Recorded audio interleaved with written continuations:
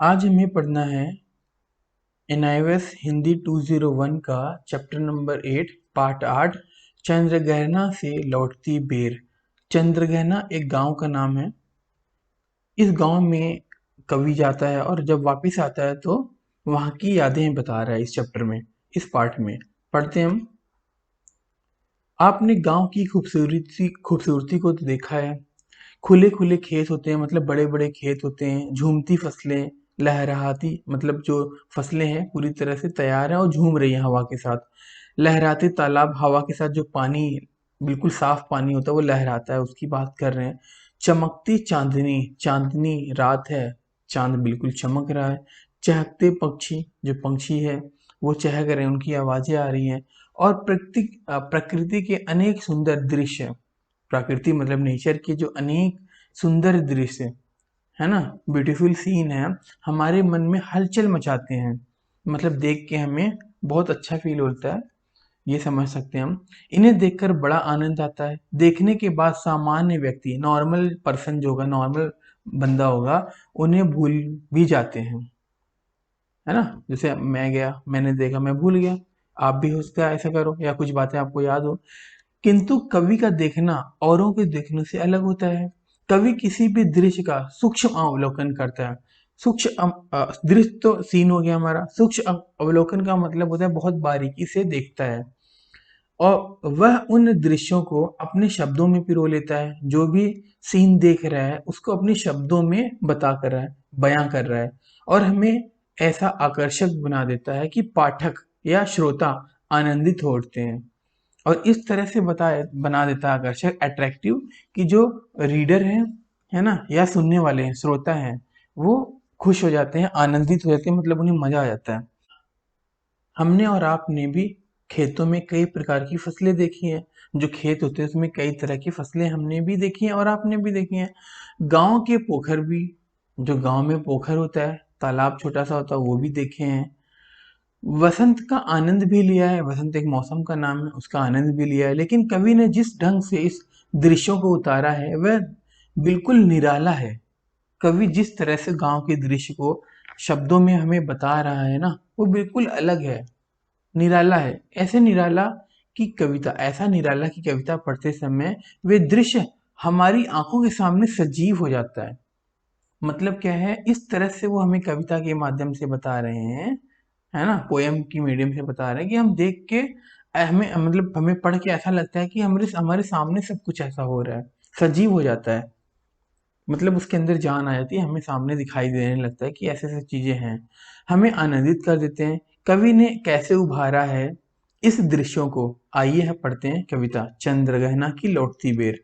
तो सबसे पहले, जैसा कि हम हर एक पाठ में, हर एक लेसन में पढ़ते हैं, कि इसके पढ़ने के बाद हम किस योग्य हो जाएंगे, वही देखते हैं हम।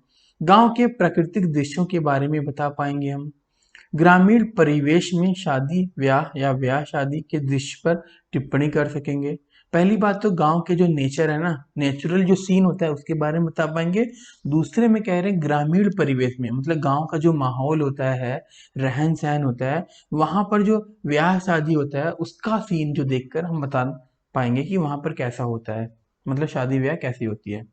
प्रकृति चित्रण के माध्यम से समाज के भिन्न भिन्न व्यवहारों का उल्लेख कर सकेंगे। प्राकृतिक चित्रण मतलब नेचर के बारे में बताना, है ना, या उसको चित्रित करना, उसके माध्यम से समाज के अलग अलग व्यवहार जो है ना, रिलेशनशिप है, उसके बारे में बता पाएंगे हम। तालाब के दृश्य और उसमें घटित होने वाले घटनाओं का वर्णन कर सकेंगे।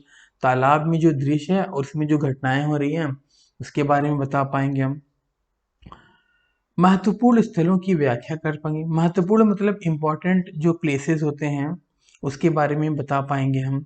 प्लेस मतलब जगह, जैसे कुतुब मीनार, ताजमहल, ऐसे कोई बहुत सारे। कविता का भाषा सौंदर्य स्पष्ट कर सकेंगे, मतलब कविता कौन से भाषा सौंदर्य में है उसके बारे में बता पाएंगे। तो मूल पाठ स्टार्ट करते हैं हम। पहला, चंद्रमा चंद्रग्रहणा से लौटती बेर। इसमें लिखा है देख आया चंद्रगहना, मतलब वो जो गांव था चंद्रगहना, कवि उसको देख आया। देखता हूँ दृश्य अब मैं, मतलब वो जो दृश्य है अभी भी देख रहा है, लौट कर आया है फिर भी वो देख रहा है। मेड़ पर इस खेत की बैठा अकेला, मेड़ का मतलब होता है जब खेत होते हैं ना, जैसे अगर आलू आप बो रहे हो तो यहाँ पर इसे किनारी जो होती है ना, इसको हम मेड़ कहते हैं। तो मेड़ पर इस खेत की बैठा अकेला, मेड़ पर ये बैठा हुआ है, एक बीते के बराबर। बीता का मतलब बित्ता, जैसे आपका ये हाथ है, मतलब ये पूरा सपोज करो 5 उंगलियां हैं ये, तो एक पहली उंगली और लास्ट उंगली के बीच का जो डिस्टेंस होता है ना, इसको हम बित्ता कहते हैं, है ना। बीते के बराबर मतलब छोटा सा, छोटा ही होता है ये। तो एक बीते के बराबर यह हरा ठिगना चना। अब जो चना है, जैसे आप देखते हो चने का पेड़ होता है छोटा छोटा, वो क्या है, छोटा सा ठिगना है। बांधे मुरैठा शीश पर, मुरैठा का मतलब होता है पग, पगड़ी। तो अपने सिर पर, शीश पर पगड़ी बांधे बैठा है। छोटे गुलाबी फूल का मतलब कैसा है, छोटे से गुलाबी फूल का पगड़ी पहन रखा है। सज कर खड़ा है मतलब तैयार होकर खड़ा है, समझ सकते हैं हम। पास ही मिलकर उगी है बीच में अलसी हटीली। अब जो यहाँ पर बताया, जो चना है ना छोटा सा, उसके बगल में अलसी का भी पेड़ है। अलसी मतलब एक तिलहन होता है जिसमें से तेल निकालते हैं हम। हथेली का मतलब होता है जिद्दी। जिद्दी अलसी है, उसी के बगल में खड़ा हुआ है। देह की पतली मतलब उसकी जो बॉडी है वो पतली है। कमर की है लचीली मतलब उसके फ्रूट्स को, या हम कह सकते हैं कि उसके जो तने को हम घुमा सकते हैं, लचीली है वो।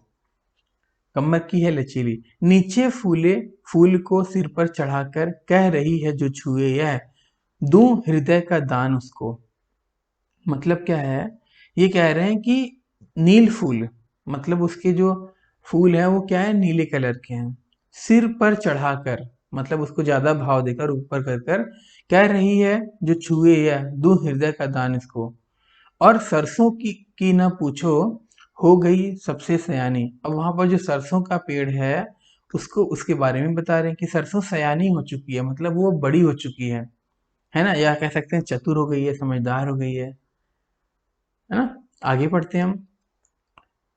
हो गई सयानी, हाथ पीले कर लिए, मतलब अब जब पीले कलर के हो जाते हैं तो वो तैयार हो जाते हैं ना सरसों, इसलिए ऐसी वर्डिंग यूज की है इन्होंने। ब्याह मतलब ब्याह मंडप में पधारी, फाग गाता माँ सगुन, आ गया है आज जैसे, देखता हूं मैं स्वयंवर हो रहा है।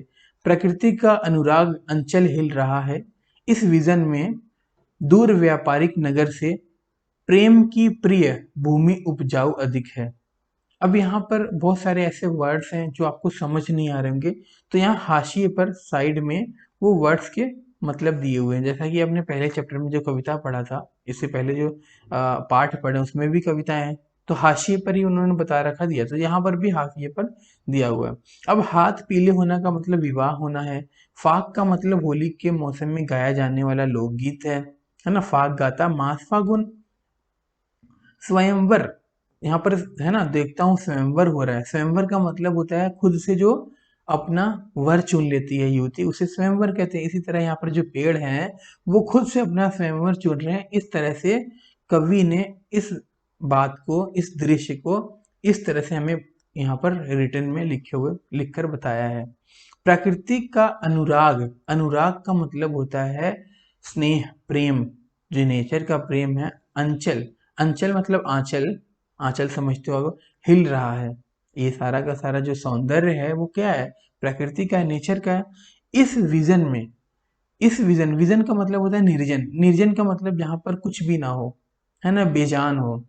दूर व्यापारिक नगर से प्रेम की प्रिय भूमि उपजाऊ अधिक है।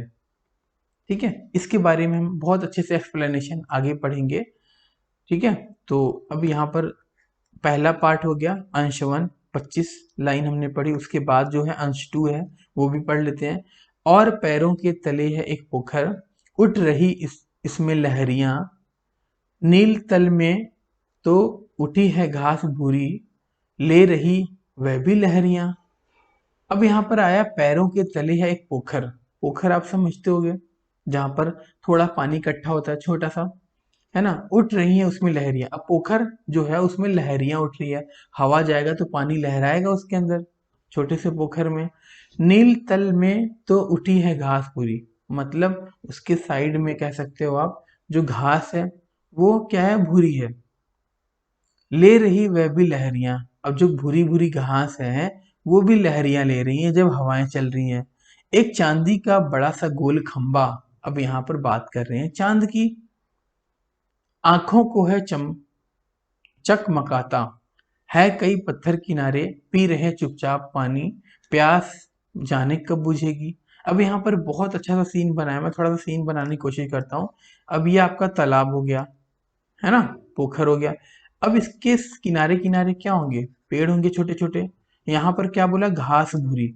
अब जब हवाएं चलेंगी तो ये घास जो है वो भी हिलेंगी और इसके अंदर जो पानी है वो भी हिलेंगे। अब ऊपर कहीं दूर जब हमारा चांद का प्रतिबिंब पड़ेगा इस पानी पर, रिफ्लेक्शन होगा यहाँ पर, तो वो भी तो दिखेगा हमें, कैसा दिखेगा, गोल खंबा जैसा। और आंखों को क्या करेगा, चकमकाएगा, है ना, आंखों में चुभन सी होगी, आपकी आंखें बंद होंगी। और उसके बाद इन्होंने क्या बताया, कई पत्थर किनारे पी रहे चुपचाप पानी। अब इसके किनारे किनारे क्या होता है, छोटे छोटे पत्थर होते हैं ना, अगर आपने देखा हो तो वो भी चुपचाप पानी पी रहे और पीते ही जा रहे थे। इनकी प्यास न जाने कब बुझेगी, क्योंकि वो पत्थर है, वो तो अपने आप को हटाएंगे नहीं। तो यहाँ पर इन्होंने क्या बताया है कि जो निर्जीव है ना, वो भी सजीव की तरह बता दिया इन्होंने, है ना। बाकी आप आगे पढ़ोगे समझोगे, आगे चलते हैं हम। चुप खड़ा बगुला डुबाए टांग जल में। अब बगुला होता है, अब उस जो पॉन्ड है, तालाब है, पोखर है, उसमें टांग लेके वो खड़ा रहता है। किधर देख रहा होता है, कि पानी में। कि जैसे ही मछली आए तुरंत मीन चंचल, मतलब जो चंचल मछली है उसको देखता रहता है। ध्यान निद्रा त्यागता है, मतलब उसका जो ध्यान होता है, निद्रा, वो कहाँ होता है, बिल्कुल उस पानी में होता है। जैसे दिखे तुरंत दबा ले, वही है, चट दबाकर चोंच में नीचे गले के डालता है, तुरंत मछली को पकड़ता है और अंदर गले में ले लेता है। अब यहाँ पर एक वर्ड है निद्रा त्यागता है, उससे मुझे एक श्लोक याद आया। क्या है श्लोक, मैं सुनाता हूँ आपको। काक चेष्टा भुखो ध्यानम श्वान निद्रा तथैवच गृह त्यागी अल्पाहारी विद्यार्थी पंच लक्षणम। अब आप विद्यार्थी हो तो आपको 5 बातें याद रखनी होंगी। काग चेष्टा मतलब कौवे की तरह चेष्टा रखनी होगी, है ना। बको ध्यानम, बगुले की तरह ध्यान रखना होगा, जैसे यहाँ पर बगुले की बात कर रहे हैं हम। तो काक चेष्टा बको ध्यानम हो गया। उसके बाद श्वान निद्रा, श्वान का मतलब होता है, श्वान आपने सुना होगा, श्वान निद्रा, श्वान का मतलब है कुत्ता, कुत्ते की तरह सो, ठीक है। तो काक चेष्टा श्वान निद्रा तथैव गृह त्यागी, मतलब घर से ज्यादा स्नेह ना रखो, प्यार ना रखो, ठीक है। अल्पाहारी, कम खाओ। ये विद्यार्थी के 5 लक्षण हैं। अगर ये लक्षण कोई कर लेता है, इस मतलब किसी विद्यार्थी के अंदर ये लक्षण आ जाता है तो वो बहुत अच्छा विद्यार्थी बन जाता है, ऐसा माना जाता है। तो आगे चलते हैं हम। एक काले माथ वाली चतुर चिड़िया श्वेत पंखों के झपाटे मार फौरन टूट पड़ती है भरे जल के हृदय पर। एक उजली चटुल मछली चोंच पीली में दबाकर दूर उड़ती है गगन में। केदारनाथ अग्रवाल ने लिखा है।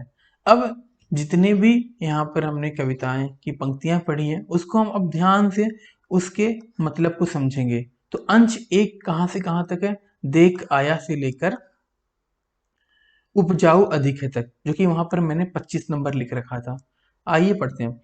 कविता पढ़ते हुए ये आप जान गए होंगे कि इसमें प्रकृति का सुंदर चित्रण किया गया है, मतलब प्रकृति को चित्रित करके दिखाया गया, और वो कैसा चित्रित है, सुंदर है।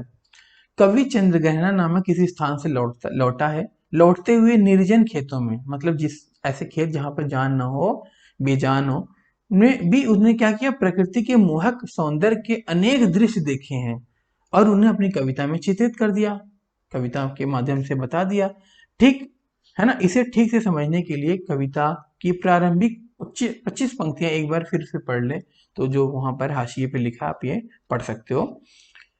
कविता के प्रारंभ में पहली पंक्ति में कवि मानव सूचना दे रहा है। कविता के प्रारंभ में पहली पंक्ति में सूचना क्या दे रहा था, मैं चंद्रघना देख आया, मतलब उस गांव से लौटकर आ गया। लौटते हुए खेत की मेड़ पर अकेला बैठा हुआ व्यक्ति वह खेत और अपने आसपास के दृश्यों को देख रहा है। मेड़ पर ही तो आराम से बैठते हैं ना, क्योंकि मेड़ क्या होता है, मोटा थिक होता है, वहां पर आप आराम से बैठ सकते हो। मेड़ के बारे में मैंने भी बताया था। आगे चलते हैं हम। सबसे पहले उसका ध्यान खेत में उगे हुए चने की ओर जाता है। चने के पौधे का आकार, है ना, क्या होता है, छोटा होता है, ठिगना होता है। चने में गुलाबी रंग के फूल आ गए हैं। कवि को लगता है कि यह छोटे से कद का बित्ते भर का चना अपने सिर पर गुलाबी पाग मतलब पगड़ी बांधे सजे सवरे दूल्हे सा खड़ा है। ठीक है। चना और अलसी दोनों एक ही खेत के पास खड़े हैं, मतलब खेत में बिल्कुल बगल बगल में खड़े हैं। अलसी का पौधा दुबला पतला और लचीला होता है, इसलिए हवा से हिलता डुलता रहता है ना। यही तो मैंने बताया था ऊपर। कविता में अलसी के 3 विशेषण थे। क्या क्वालिटी है? हठीली है और देह की पतली है। मतलब 2 क्वालिटी, सॉरी 3 क्वालिटी दे रखी है इन्होंने। हठीली है, देह की पतली है और कमर लचीली है। समझ गए? हो गया। आप आगे चलते हैं। वह पतली होने के कारण हिलती तो रहती है लेकिन तन कर सीधी भी हो जाती है। क्यों? क्योंकि वो उसकी कमर ही लचीली है, घूमेगी फिर वापस से अपने पोजीशन पे आ जाएगी। है ना, जैसे स्प्रिंग को खड़ा कर दो और स्प्रिंग को झुकाकर नीचे छोड़ दो, वापस से स्प्रिंग वैसे ही खड़ा हो जाएगा। सेम वैसा सीन है। तन कर सीधी खड़ी इसलिए हठीली भी है। अच्छा, उसके सिर पर कुछ बड़े गोल आकार की डोड़ियां होती है जो फूलती है और उन्हीं में बीज बनती है। आप समझ गए होगे, चने की बात कर रहे हैं। ठीक है।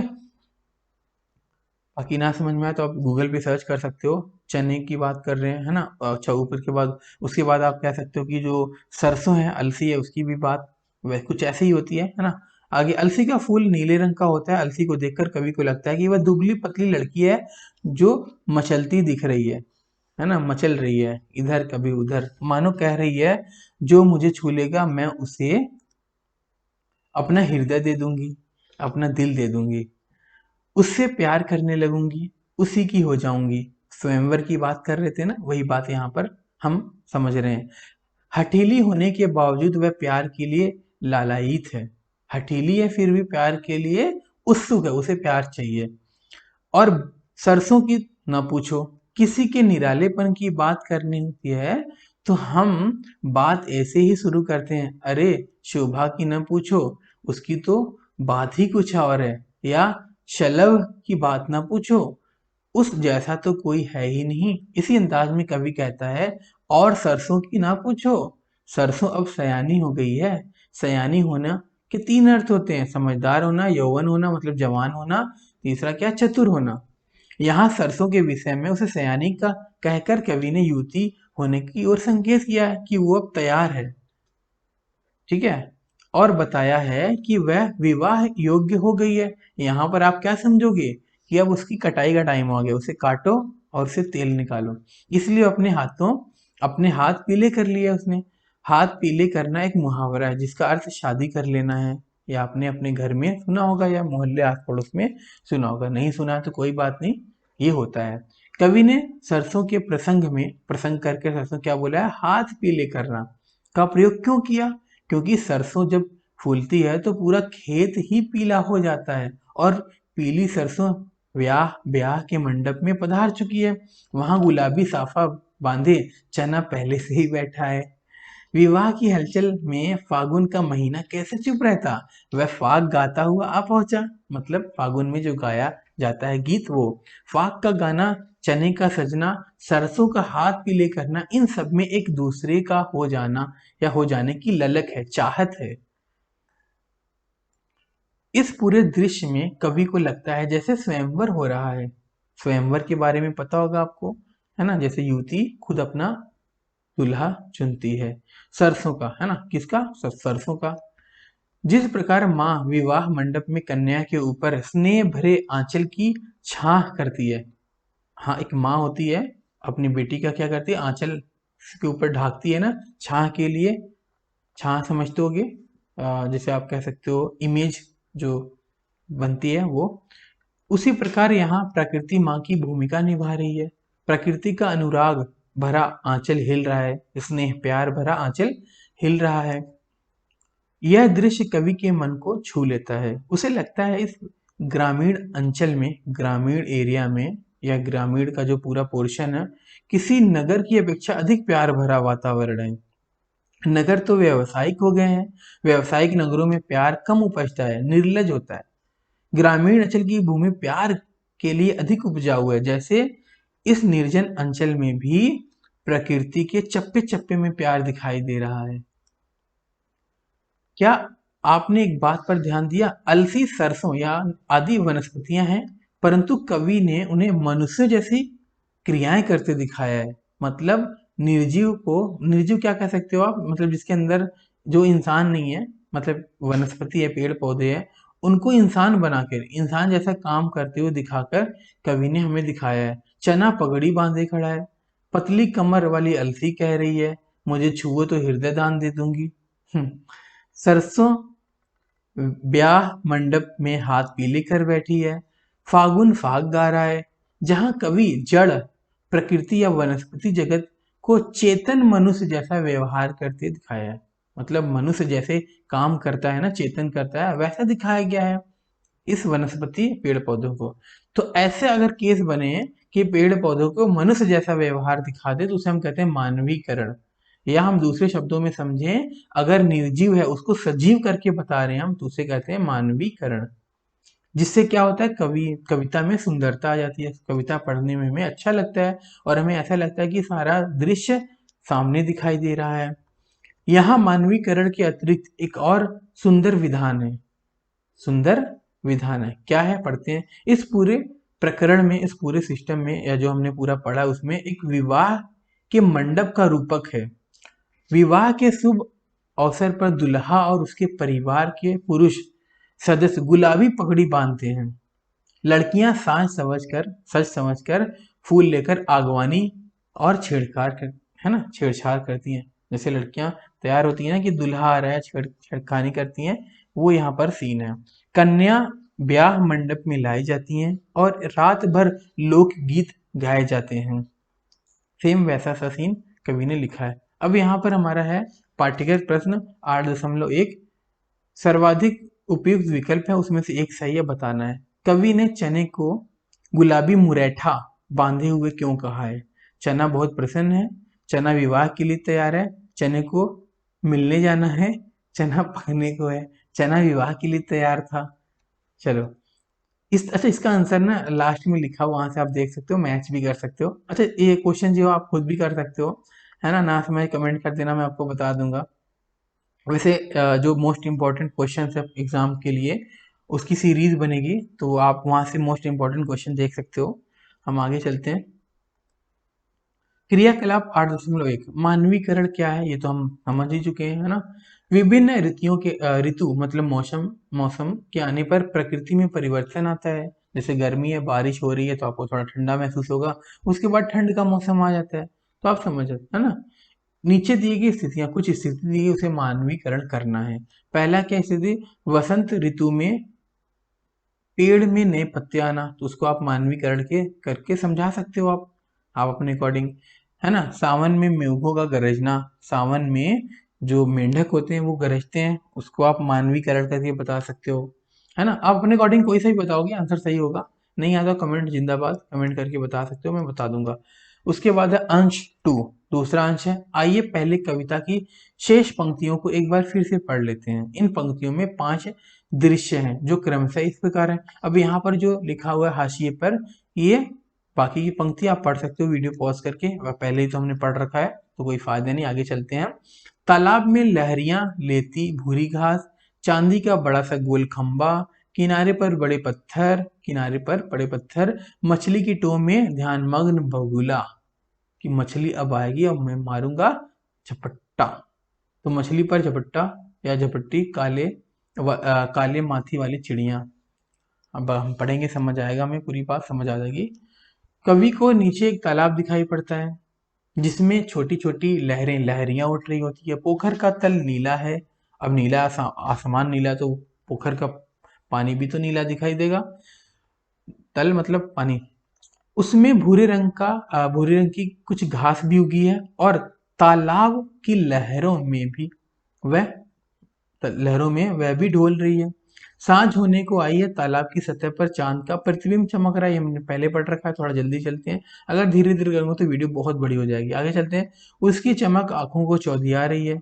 ये सारी बातें हम पढ़ चुके हैं, वीडियो पॉज करके आप समझ लो, ठीक है, आपको पूरी बात समझ आएगी जो हमने पहले बातें पढ़ी हैं, नहीं तो ऐसे पता है वीडियो बहुत बड़ी हो जाएगी।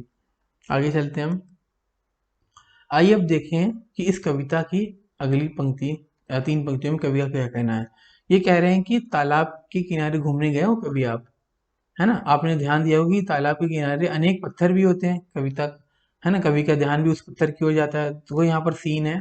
ठीक है, आप देख सकते हो, ये सब हम पहले पढ़ चुके हैं। ठीक है, तो आप वीडियो पॉज करके फटाफट इसकी रीडिंग कर सकते हो। ठीक है, तो आप देख सकते हो यहाँ पर जो हमने पहले पढ़ा था उसी का एक्सप्लेनेशन है। तो अनुवाद कर रखा है, बस उसको आप समझ सकते हो, उसको समझ के कर लेना।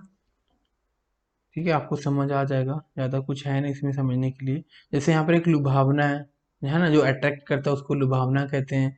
वास्तविक रूप का मतलब जो रियल में हमें कोई चीज़ दिखाई दे, है ना, रियल होता है वास्तविक। किंतु मतलब आप लेकिन समझ सकते हो। ठीक है, बाकी ऐसे ऐसे तत्काल का मतलब होता है तुरंत। ध्यान मग्न का मतलब ध्यान से करना। ठीक है, तो इसका मतलब हम पहले ही समझ चुके हैं। एक वर्ड यहाँ पर आया आयाम। आयाम का मतलब मेहनत करना, है ना, जिम जैसे समझते हो। चलो हम आगे चलते हैं। बगुला समाज के ढोंगी लोगों का प्रतीक है, जो दिखावा करते हैं, है ना, मतलब दिखावा कुछ और करते हैं और उनका आचरण कुछ और ही होता है। इसलिए कहावत भी है, बगुला भगत। कविता में भी ढोंगी बगुला ध्यान लगाकर खड़ा है, किंतु मछली को देखते ही उसे झट पकड़कर चट गटक जाता है। तो चिड़िया के चतुर विश्लेषण पर गौर कीजिए। यह कुछ चालाक लोगों की ओर संकेत करती है। चालाक चिड़िया मछली को झपट कर उठा लेती है। प्रकृति के ये दृश्य भी समाज के व्यवहार की ओर संकेत करते हैं। समाज में कुछ कपटी कपटी मतलब जो जैसे छल कपट करते हैं, वो चालाक धूर्त लोगों को जो बेवकूफ बनाते हैं, दूसरों का शोषण करते हैं, किंतु इनकी अधिकता नहीं है, मतलब ये बहुत कम लोग हैं। विशेष बात तो यह है कि प्रकृति का प्यार भरा रूप अधिक आकर्षक है। पूरी कविता में दो दृश्य दिखाए गए हैं। पहला दृश्य क्या है, पढ़ते हैं हम यहाँ पर। पहला दृश्य खेत का है, जिसमें चना, अलसी, सरसों सब प्रेम से ओतप्रोत है, मतलब प्रेम में ही मग्न है। दूसरा दृश्य पोखर का है, पोखर पौंड का है, जिसमें बगुला, चिड़िया, पत्थर आदि हैं। यह सब क्रमशः शोषक, चालाक और हृदयहीन व्यक्तियों के प्रतीक हैं। कविता में साफ जाहिर है कि ग्राम मतलब गांव की पृष्ठभूमि, गांव का जो एरिया है, क्षेत्रफल है, वहां पर उस लोकेशन पे प्यार से उर्वर है, जहाँ वहां एक दूसरे का हो जाने की तमन्ना है, परस्पर प्रेम है, स्नेह है और सौहार्द है। मतलब क्या, अगर गांव में प्यार ही प्यार है, प्यार बट रहा है ना, लोगों की खुशियां बांटने की तमन्ना है एक दूसरे के प्रति, दूसरों को खुश देखना चाहते हैं एक दूसरे के प्रति, है ना, स्नेह मोहब्बत है, सौहार्द है, भाईचारा है। लेकिन उसके दृश्य में कुछ बगुला भगतों का जिक्र है, जो अवसर मिलते ही दूसरों को जान तक ले लेते हैं, दूसरों की जान ले लेते हैं। वे शोषक और संवेद शून्य हैं, मतलब उन्हें किसी से मतलब नहीं है, अपना फायदा होना चाहिए, इस तरह की बातें हैं। अब यहाँ पर पाठ्यक्रम प्रश्न 8.1 आ गया। यहाँ पर वही है जो हमने पढ़ा, उसी का आंसर यहाँ पर है। इसका आंसर लास्ट पेज पर दिया है आपकी किताब पर, हम वहां चलेंगे, वहां से भी मैच कर सकते हो आप। आगे चलते हैं। क्रियाकलाप 8.2, प्रकृति की व्यापारिक नगरी से पंक्ति में आपने व्यापारिक शब्द पढ़ा है। इसे समझने के लिए मास में अगर इक लगाएंगे तो मासिक बनता है, वर्ष में इक लगाएंगे तो वार्षिक, धर्म इक धार्मिक, इतिहास इक ऐतिहासिक। तो यहाँ पर आप देख रहे होगे दो शब्दों से मिलकर एक नया शब्द बन रहा है, और जो इसमें कॉमन है वो क्या है, बाद सेकंड वर्ड जो है, दूसरा शब्द जो है वो क्या, इक इक है सभी में, है ना। तो इक इक लगकर क्या कर रहा है, ये दूसरों मतलब उसके मतलब को, उसके जो उसका जो मीनिंग उसको बदल रहा है। तो उसको हम क्या कहते हैं, प्रत्यय। तो इक क्या है, प्रत्यय है, मूल शब्द में परिवर्तन कर देता है ये, मतलब जो मूल शब्द है मास, मास में प्रत्यय इक लग गया तो मासिक बन गया, इस तरह से ये है। अब कह रहे हैं पूर्व स्वर में वृद्धि तथा अंतिम स्वर का लोप हो जाता है। पहले वाले शब्द में वृद्धि और अंतिम का लोप मतलब कमी। बाकी समझते हैं, आगे समझ आ जाएगा आपको। शब्द के पहले अक्षर के साथ बोले जाने वाले स्वर में वृद्धि हो जाती है, जैसे अ का आ हो जाएगा, है ना, मास में देखो इक है तो मासिक हो गया। अच्छा, उसके बाद सेकंड है ई ई ए ए, है ना, ए हो जाएगा। इतिहास में देखो स है, मतलब ए है और ई मिल गया, ए और मिल के, ए और ई मिलकर क्या बन गया, ई बन गया, ऐतिहासिक हो गया। इसी तरह उ उ ओ औ भी हो जाता है। जैसे मूल है, इक है, तो क्या बन जाएगा, मौलिक हो जाएगा। तो सामासिक शब्द में चूंकि दो शब्द होते हैं, अतः दोनों ही शब्दों के पहले अक्षर के स्वर में वृद्धि हो गई। देखो पहला अक्षर क्या हो गया, वृद्धि हो गया, है ना। मु और ई, मौ बन गया, ठीक है। ई और ई डबल मिला तो ए बन गया। माँ और ई बना तो माँ, तो स को दे दिया, सिक बन गया, मासिक। अभी धीरे धीरे समझ जाएंगे, हम आगे चलते हैं। सामासिक शब्द के चूंकि दो शब्द हैं, पहले ही शब्दों के पहले अक्षर के स्वर में वृद्धि होगी। चलो उसके बाद हम नेक्स्ट पढ़ते हैं पूर्व स्वर का। परलोक, पारलौक, है ना। परलोक का पारलौकिक बनेगा, इसलिए यहाँ पर ऐसा दिया है। फिर कह रहे हैं नीचे दिए गए शब्दों में इक प्रत्यय जोड़कर लिखिए। दिन है तो इक लगेगा दैनिक, है ना। सप्ताह है तो साप्ताहिक। इस तरह से आप बना सकते हो, ठीक है। और मुझे कमेंट करके बताओ, और अगर नहीं आता तो भी बताओ। हम आगे चलते हैं। भाव सौंदर्य, इस कविता का भाव कैसा है उसके बारे में पढ़ेंगे हम। कविता पढ़कर आप यह तो जान ही गए होंगे, कविता प्राकृतिक सौंदर्य तथा ग्रामीण परिवेश, मतलब ग्रामीण में जो लोग रह रहे हैं उसको या उसके मोहक वातावरण को बताया गया चित्रित करके, लिखकर। इस वातावरण ने कवि को इतना प्रभावित किया, इतना आकर्षित किया कि वह खेत के मेड़ पर बैठे बैठे उसने कविता रच डाली, कविता लिख डाली, है ना। देखे हुए प्राकृतिक सौंदर्य को पाठक तक पहुंचाने के लिए कवि ने एक सुंदर परिकल्पना की है, सुंदर कल्पना की है कह सकते हो। जैसे कि यहाँ लिखा है, उसने विवाह के उत्सव का आरोप प्रकृति पर किया है। जिस प्रकार विवाह या किसी अन्य उत्सव के आधार पर या अवसर पर मनुष्य समाज में हलचल बढ़ जाती है ना, जैसे विवाह हो रहा है तो वहां पर हलचल बढ़ जाती है कि भाई शादी होने वाला है, तैयारियां चल रही हैं जोरों शोर से, वैसे ही कवि को प्रकृति भी उल्लसित हलचल से युक्त लगती है ना। जैसे इंसान मनुष्य समाज में हलचल बढ़ा लेता है अपना, उसी तरह प्रकृति में भी क्या हलचल है, घूम रहे हैं हवा के साथ, वो सीन था। कवि ने वातावरण की प्रत्येक वस्तु को बड़े ध्यान से देखा है, इसलिए वह इतने प्रभावशाली ढंग से उसे प्रस्तुत कर पाया है ना।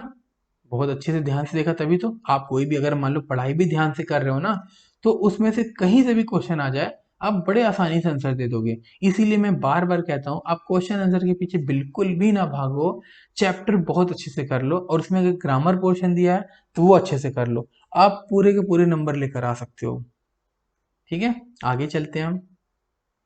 पोखर के तल में गतिमान भूरी घास, पोखर के पानी में चांद के प्रतिबिंब, मतलब चांद की जो रोशनी है, चांद का जो इमेज बन रहा है, वो गोल खंबे की कल्पना, पत्थरों और पानी के लंबे साथ को इस रूप में देखना कि पत्थर झुक कर न जाने कब से पानी पी रहे हैं, फिर भी इनकी प्यास नहीं बुझती। इन सब के साथ बगुले और चिड़िया की गतिविधियों को कवि ने पाठक के सामने साक्षात किया है, मतलब दिखाया है। अब हम पढ़ते हैं भाषा सौंदर्य 8.4 8.4। इस कविता में, है ना, इस कविता के शीर्षक से ही स्पष्ट है कि चंद्रग्रहण नामक स्थान से लौटते समय कवि ने जो देखा उसे सरल सहज शब्दों में कविता के रूप में बांध दिया है। आप पढ़ चुके हैं कविता के स्थान पर मानवीकरण है, स्थान स्थान पर मानवीकरण है, हाँ जी बिल्कुल है ना। पेड़ पौधों को इंसान से, मानव से कंपेयर कर रहे थे, इसलिए। क्या आप बता सकते हैं, हाँ जी, जी हाँ, चने के पौधों को दूल्हा बनाया गया था, उनके सिर पर मुरैठा बांधा हुआ था, मतलब पगड़ी। अलसी को हथेली बताया गया था, जिनकी कमर लचीली या देव पतली बताई गई थी। चूंकि उसके फूल नीले निकलते हैं, इसलिए कहा गया है कि नीले फूल फूल को सिर पर चढ़ाकर कवि ने प्रकृति का कितना सुंदर दृश्य प्रस्तुत किया है। अलसी कहती है कि जो मुझे छुए उसे मैं अपना हृदय दे दूं।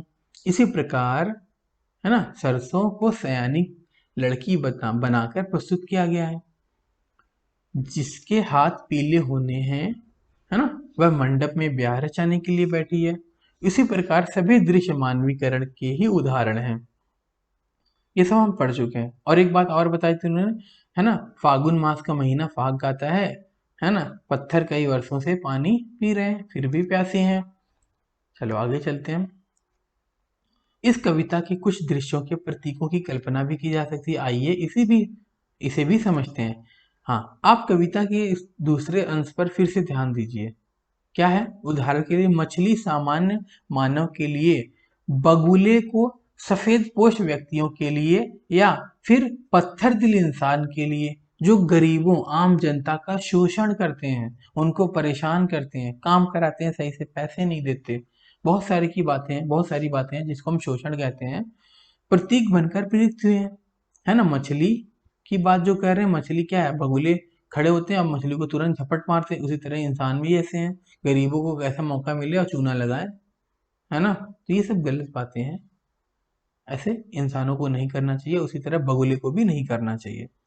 आगे चलते हैं। इस कविता को पढ़ते समय आपने इस बात पर भी ध्यान दिया होगा कि बीते के बराबर, बीते, और जैसे मैंने बताया था आपको क्या होता है, आपका हाथ है तो एक सबसे बड़ी वाली और सबसे छोटी वाली उंगली के बीच का जो डिस्टेंस होगा उसे हम कहते हैं बीता, और हाथ बिल्कुल टाइट करके फिर आप देखो वो बीता होगा। है ना? पहले भी बताया था मैंने। आगे चलते हैं। ठिगना मुरेठा ब्याह हटीली लचीली फाग अंचल चम, है ना, चकमकाते आदि बोलचाल के सामान्य शब्दों का सुंदर प्रयोग कर कविता सहज बन पड़ी है। सहज मतलब विजुअल, जो हमें दिखाई देती है, मतलब जिसके अंदर जान हो, हम जो सामने देख रहे हैं, ऐसी बातें हैं।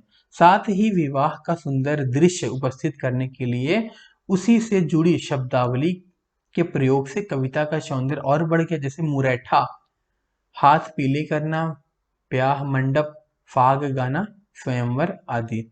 आगे चलते हैं। यहाँ पर है कहाँ बिंदु और कहाँ चंद्र बिंदु लगाएं हम, तो हम समझते हैं इसको। कह रहे आइए भाषा के एक प्रमुख रूप बिंदु और इसके समान दूसरे रूप चंद्र बिंदु के प्रयोग को समझने की कोशिश करते हैं। इसमें लिखा चंद्र गहना गांव।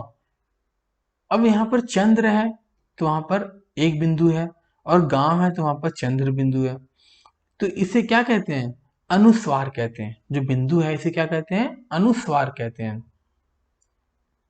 अनुस्वार। चलो आगे चलते हैं हम। यहाँ इसका उच्चारण न, आधा न का है ना? अनुस्वार। और चंद्र देख लो, आधा न। और यहाँ पर जो नीचे ऐसे लगा हुआ है ना, इसे क्या कहते हैं? हलंत कहते हैं। जैसे क है, क में लग जाए तो आधा क्या क, न है, न में यहाँ लग जाए तो क्या हो जाएगा? न, आधा न बन जाता है। इसे हलंत कहते हैं।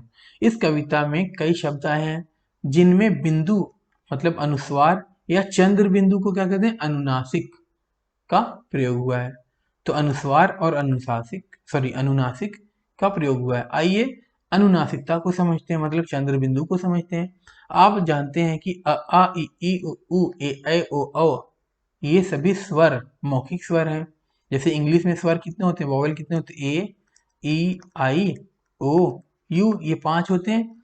तो हिंदी में कितने होते हैं? ये सारे होते हैं। अच्छा, इंग्लिश में इन 5 से ही बहुत सारे बनते हैं, हिंदी में बस इतने ही रहते हैं। ये सभी स्वर मौखिक स्वर हैं, यानी इनके उच्चारण में सारी प्राणवायु केवल मुंह से निकलती है ना? कहीं और से नहीं, बस मुंह से निकलती है। अनुनासिकता स्वर्णों या स्वरों का ही एक ध्वनि गुण है। स्वर का ही तो ध्वनि बोलते हैं ना, इस तरह से। जैसे मुंह, मुंह में आ गया, मुंह, है ना? जैसे आपने मैं में उ लगाया तो उसी के साथ साथ न भी लगा दिया, मुंह, है ना? तो ये प्राणवायु का कुछ भाग नाक से भी निकाल रहे थे ना, मैं निकाल रहा था। आप समझ सकते हो, आप भी बोलते हो, प्रैक्टिस करो, समझ आ जाएगा। हम सभी स्वरों को अ, आ, ई, ए, है ना, इस तरह भी बोल सकते हैं। नियम यह नियम यह है कि शिरोरेखा मतलब ऊपर मात्रा है तो केवल बिंदी का प्रयोग कर सकते हैं। क्या करते हैं? जैसे आंख है तो पैरों, ऊंट, मैं, हंस, सेंक, इस तरह से। अब आगे बढ़ते हैं हम। अनुस्वार और अनुशासिक, है ना, अभी हमने पढ़ा। मुख्य अंतर यह है कि अनुस्वार एक व्यंजन है ना, जैसे पंचम व्यंजन ण, नी, न, म, है ना, किंतु अनुशासिकता स्वर्ण का ही गुण है। इन दोनों को पढ़ने में भी अंतर है। अनुशासिक को, है ना, स्वर के साथ ही पढ़ा जाएगा। अनुशासिक को किसके साथ पढ़ेंगे? स्वर के साथ। स्वर अभी बताया ना, अ आ इ ई वाला, उसके साथ। किंतु अनुस्वार का उच्चारण स्वर के बाद स्वतंत्र रूप से होगा। स्वर के बाद स्वतंत्र रूप से होगा। यह यहाँ पर दिया है अनुस्वार और अनुशासिक। चंद्र गहना हूँ, मंडप दूं, अंचल बांधे, अंचल लहरियां, पंख चांदी, खंबा आंख। तो इस तरह से आप समझ सकते हो। इसके बाद रिक्त स्थान है, वहां पर भी आप अपना आंसर लिख सकते हो, आपको जो समझ आ रहा है, जो लिखना है आपको, या आप कमेंट करके बताना, मैं बता दूंगा आपको। ध्यान दीजिए, पंख में क्या है, पंख है ना। तो यहाँ पर क्या क्या ग ग ङ। चंचल, चंचल, च छ ज ज ञ। मंडप, मंडप, तो ट ठ ड ढ न। चंद्र, चंद्र, त थ द ध न। खंभा, और ये भी खंभा, पै फै ब भ म। तो यहाँ पर ड़ न न म पंचम वर्ण है। यह भी मतलब जब भी ये अपने वर्ग के किसी भी वर्ड से संयुक्त होते हैं, जुड़ते हैं, तो उनको अलग से नहीं लिखकर उनके स्थान से पहले वाले अक्षर के ऊपर अनुस्वार के रूप में लिख दिया जाता है। जैसे यहाँ पर देखो, ऊपर देखो पंख, और ऊपर भी आपने एग्जाम्पल देखे थे, वहां पर यही तो हो रहा था। क्या था कि उसको अलग से नहीं लिखकर उसके स्थान से पहले आने वाले अक्षर जो है, वर्ड है, उसके ऊपर लिख दिया जाता है। तो इसे क्या कहते हैं, पंचम वर्ण नियम कहते हैं। ऊपर दिए गए शब्दों को फिर से ध्यानपूर्वक पढ़ लीजिए। तो आप एक बार पढ़ लीजिए, हमने तो पढ़ लिया, मतलब मैंने तो पढ़ लिया। अब यहाँ पर इसके आंसर है, तो आप आंसर खुद से दो, और लास्ट में जो आंसर है वहां से मैच कर लो। और यहाँ पर चैप्टर हमारा लगभग खत्म ही हो रहा है, हम आगे बढ़ते हैं। आपने क्या सीखा? ग्रामीण परिवेश से जुड़े प्राकृतिक चित्रण को कवि ने बहुत सुंदर ढंग से प्रस्तुत किया है। हाँ जी, किया ही, हमने पढ़ लिया। चने के खेत की मेड़ पर बैठे कवि ने हरे चने के गुलाबी फूल को खिले हुए चने के कारण मुरैठा बांधे, और पीली सरसों के फूल खिले होने के कारण उसके हाथ पीले होने, और विवाह मंडप आदि को सुंदर रूप से चित्रित किया है। हमने पहले ही पढ़ रखा। उसी तरह अलसी की बात कर रहे हैं। अलसी दुबली पतली लड़की हठीली बताई गई है, क्योंकि वह बीज खेत में होती है। और उसके बाद क्या लिखा है, उसके नीचे फूल होते हैं, इसलिए नील फूले फूल को शीश पर चढ़ाकर कवि ने कहा है। इसको दोबारा से पढ़ लेना, आपको अच्छा समझ आ जाएगा। अगर नहीं आया तो, बाकी आ गया तो अच्छी बात, आगे चलते हैं। प्रकृति माँ के रूप में अपने चंचल की छाया प्रदान कर रही है।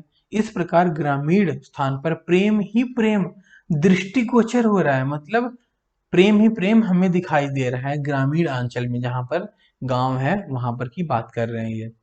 फागुन फाग गा रहा है, सरसों सयानी हो गई है, चना मुरेठा बांधे खड़ा है, आदि ये मानवीय अलंकार है, मानवीय करण अलंकार है, ये हमने पढ़ लिया। गांव के तालाब का भी सुंदर चित्रण है। कई वर्षों के प्यासे पानी पीते पत्थर, है ना, प्यासे पानी पीते पत्थर, नीले तल का पोखर, लहराती हुई घासें, और मछली बगुला सभी प्रतीक के रूप में प्रयुक्त होकर कविता का नया अर्थ दे रहे हैं। सफेद बगुले को ढोंगी बताकर उसके माध्यम से सफेद पोश, है ना, व्यक्तियों के ऊपर कटाक्ष किया गया, मतलब उनके ऊपर प्रहार किया गया, उनके बारे में बताया गया कि ये गलत है ना। वह कैसे कितना शिकार पकड़ता है बतलाया गया है, मतलब वह अपना शिकार कैसे पकड़ता है ये बताया गया है वहां पर। मछली आम आदमी का प्रतीक है, जिसे हर कोई अपना शिकार बनाना चाहता है। ठीक है, अब हमने ये सारी बातें पहले भी पढ़ रखी थी, हम आगे देखते हैं। योग्यता विस्तार, कवि परिचय। केदारनाथ अग्रवाल का जन्म बांदा जिले के कमासिन गांव में हुआ था। ये कब हुआ था? 1 अप्रैल 1911 को। अब ये बांदा कहाँ है? यूपी में है, लखनऊ के पास। आगे चलते हैं। उनकी कविताओं में श्रमिक, श्रमिक मतलब जो मजदूर होते हैं, कृषक जो कृषि है ना, किसान, संघर्षशील जीवन के अनेक चित्र हैं। संघर्षशील मतलब जो स्ट्रगल कर रहे हैं, जिनकी लाइफ जो है स्ट्रगलिंग है, उसके बारे में है। अद्भुत प्रकृति चित्रण के लिए भी केदारनाथ अग्रवाल को जाना जाता है। मतलब किसी प्रकृति को बिल्कुल इतने अच्छे से दिखाओ कि मतलब ऐसा लगे कि मैं सामने देख ही रहा हूँ ये सीन, है ना, अद्भुत प्रकृति चित्रण।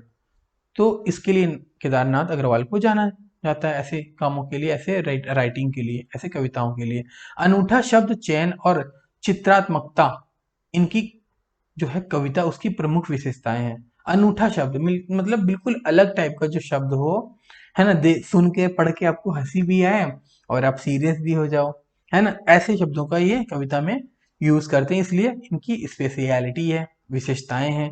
अच्छा, उन्हें साहित्य अकादमी और सोवियत लैंड नेहरू पुरस्कार से भी सम्मानित किया गया है।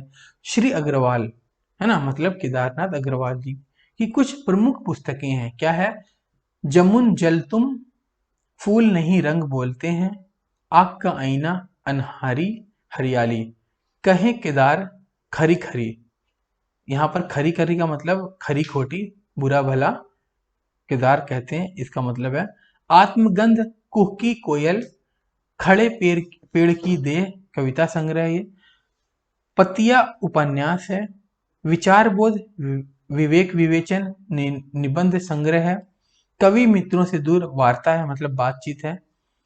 चंद्रग्रहणा से लौटती बेर, कविता फूल नहीं रंग बोलते हैं संग्रह में से है। हमने वहां पर पढ़ा था ना, फूल नहीं रंग बोलते हैं पहले, तो वहीं से लिया गया चंद्रग्रहणा से लौटती बेर। अगर पढ़ना है तो आप गूगल पे सर्च करके ये बुक मंगा सकते हो, पढ़ सकते हो। चलो आगे चलते हैं। इस कविता में केदारनाथ अग्रवाल ने शहरी और ग्रामीण परिवेश, है ना, परिवेश मतलब सोसाइटी, जिस तरह से लोग रहते हैं, हाव भाव ढाल चाल, है ना, हालचाल जैसा भी हो, जीवन शैली का तुलनात्मक और प्रतीकात्मक चित्रण किया है। तुलना करके और एक प्रतीक बना के चित्रण किया है। अब पाठान प्रश्न आ गया यहाँ पर। निम्नलिखित पंक्तियों का अर्थ दीजिए। बीच बीच में अलसी हटेली, देह की कमर, पतली कमर की। ये हमने कितनी बार पढ़ रखा है ना। फाग गाता मासी 3-4 बार तो हमने पढ़ ही लिया है ये। श्वेत पंखों के झपाटे मार पगुला वाला हमने, है, 2-2 3-3 बार पढ़ रखा। आप इसका आंसर दे सकते हो। नहीं समझ आ रहा है तो आप अभी जाओ पीछे, बैक करो और वहां दोबारा सुनो, आपको समझ आ जाएगा। चलो, कविता के आधार पर चने के सौंदर्य का चित्रण कीजिए और बताइए कि उसे किन किन रूपों में दर्शाया गया। तो हमने देखा था ना कि वो पग है शादी के लिए, इस तरह से बातें जो है वो हमने पढ़ी थी, आप लिख सकते हो। वही एक्सप्लेनेशन तो मैंने दी थी। यहाँ पर सेम वैसा ही क्वेश्चन यहाँ पर सरसों के लिए भी है, उसको भी आपको बताना है। उसके बाद है, व्यापारिक नगर की अपेक्षा ग्रामीण अंचल का प्रेम के लिए उर्वर क्यों माना गया है। मतलब गांव में और शहर में क्यों डिफरेंस माना गया इस तरह से। क्योंकि देखो, जो गांव होता है, व्यापारिक नगर होता है, वहां पर सिर्फ काम काम, हाय काम हाय काम, हाय पैसा चलता है। वहां पर लोगों के अपना खुद का टाइम नहीं होता, खुद के लिए टाइम नहीं होता, तो प्राकृतिक चीजों को क्या देखेंगे। और दूसरी बात यह कि वहां पर पेड़ पौधे इस तरह से नहीं होते। गांव की जो हरियाली होती है ना, गांव की जो मिट्टी की खुशबू होती है ना, वो शहर में तो होती ही नहीं ना। ग्रामीण अंचल का प्रेम इतना अच्छा होता है, वहां पर देखो तालाब का दृश्य बताया था इन्होंने, है ना, पेड़ बताए थे, चंद्रमा, पानी कितना साफ था, वहां पर चंद्रमा बिल्कुल साफ दिखाई दे रहा था, इस तरह का सेंस था। तो ये सारे क्या है, डिफरेंसेस है, आप इसमें समझ सकते हो। एक चांदी का बड़ा सा गोल खंबा, चित्र अपने शब्दों में स्पष्ट कीजिए।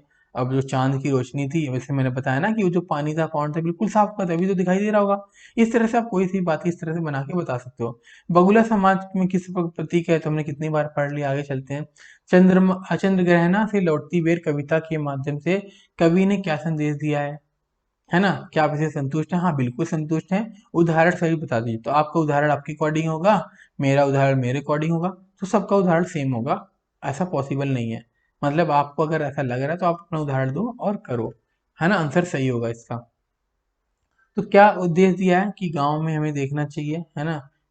ऐसा नहीं कि अपनी नेचुरल चीजों को हम भूल जाएं। आप इस तरह से बस समझ के लिख सकते हो।